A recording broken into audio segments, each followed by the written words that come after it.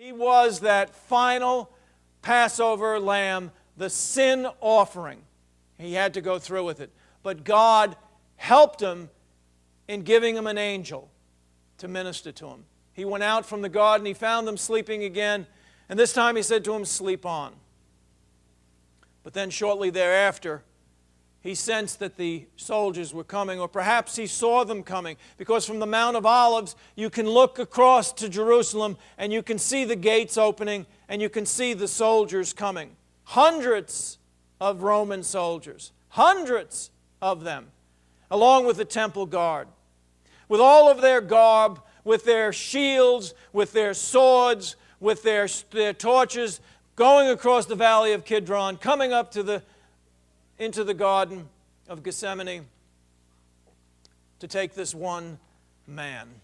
And as they approached, I'm sure all of the disciples became anxious and fearful. They all huddled around Jesus, and they came into the garden where he was. And they came and they approached him, and he comes to them and says, "Who are you looking for? Who do you want?" The essence of what he said to him. They said, "We are looking for Jesus of Nazareth." He said then, "I am he." And then they fell to the ground. All of these soldiers fell to the ground because of the humility in front of our Lord. I don't know what happened there that they were humbled. And then Judas came out of the crowd. He slivered his way through the crowd and went up to Jesus and kissed him on the cheek, which was the sign predetermined to let them know that this was truly the one they were looking for. He kissed him on the cheek, and then Jesus looked him in the eyes, just him and Judas, and said to Judas, "Betrayest thou the Son of Man with a kiss?" And then Judas retreated back into the crowd. And Peter grabbed his sword. Now they're coming to take him. Peter grabbed his sword and cut off the ear of one of the servants that was there. And Jesus said, "No, no, no. Now is not the time for the sword. Put the sword up." And Jesus reached this man. He took his ear and he put it back on him. And his last miracle before his crucifixion, he healed the man's ear. And they took him. And they took him. They bound him. They tied him up and they took him into Jerusalem. They led him down that valley and they brought him to Caiaphas. I want to show you a map of Jerusalem so that you can see exactly how this happened in these next hours that are before Jesus. You'll see the valley of Kidron. To the right of that valley, where the arrow is, you will see that is where the Mount of Olives is, in the Garden of Gethsemane. They led him down the Garden of Gethsemane, probably south of the temple. The temple is the big square. And they led him through those gates, and they took him, they dragged him all the way across town, and they took him to Annas' place, which is the same place that Caiaphas, the high priest, would have been. Then they had him there all night long. Early in the morning, they decided to take him to Pilate. They dragged him all the way across Jerusalem, and they brought him to the Antonia fortress, which is right next to the temple. Pilate interrogated him. Once he found out he was from Galilee, he had them take him to Herod. Herod was again on the other side of Jerusalem, all the way to the other side.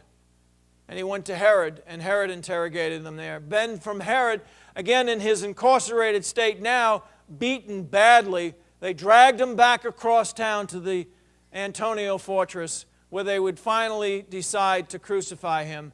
And then they led him out to Golgotha, where he was then crucified. They dragged him across that city over and over again. The torture that night began in the house of Annas, who was the high priest, one of the high priests. There were two, Caiaphas and Annas. There should have only been one. Annas really wasn't the high priest. They started interrogating him. They said to Jesus, "Tell us of your teachings. And who are your disciples?" And Jesus said to them, "Why do you question me? Question those who have heard what I have spoken to them. They know what I said." When he said this, one of the officers standing nearby struck Jesus, saying, Is that the way you answer the high priest?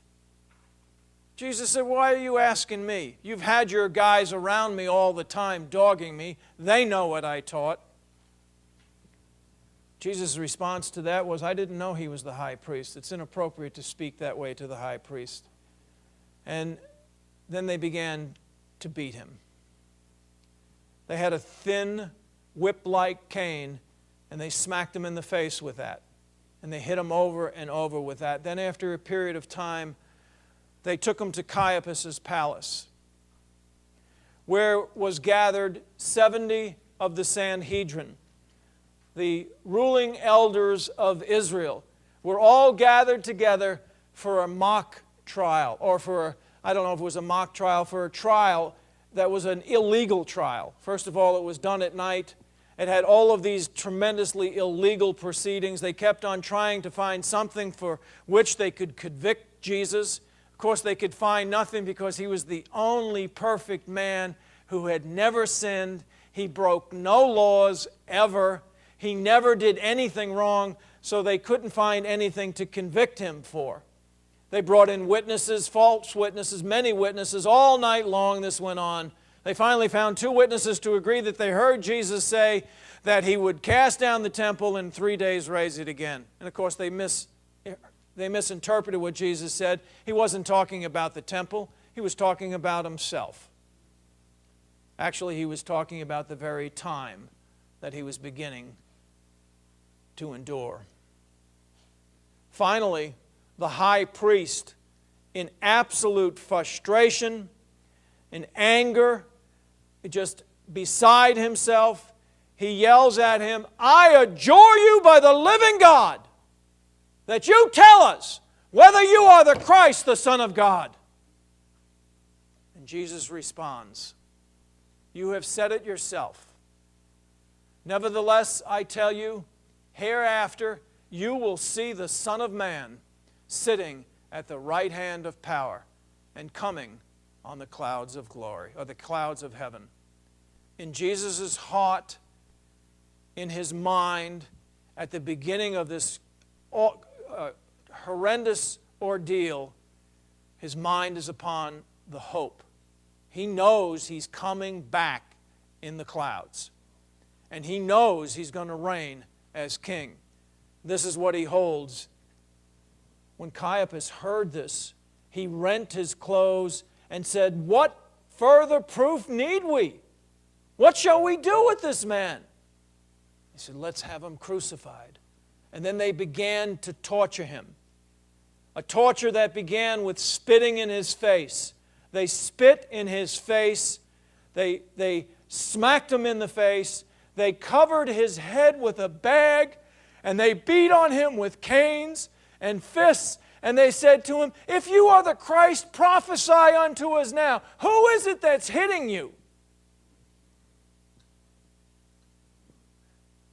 And this continued on for hours. And sometime during this horrendous ordeal, out in the courtyard of Caiaphas' palace, is Peter, his most beloved disciple, who he told earlier in the evening that he would deny him multiple times that night. And Peter said, no, I will never deny you. Yes, you will. Before the cock crows twice, you will deny me thrice. The cock crowed. Peter had denied his Lord over and over and over again. And somehow their eyes met. Peter looked, and Jesus looked, already in his beaten state, and their eyes met. And Peter ran out into the night crying because he betrayed his Lord. But Jesus' night was just beginning. They kept at it all night long until the next morning when they had another trial, a second illegal trial. And again they brought in witnesses, false witnesses. And the conclusion of the matter was, we want him dead. But we don't want him dead with stoning. We want him dead with the most gruesome type of death. We want him crucified.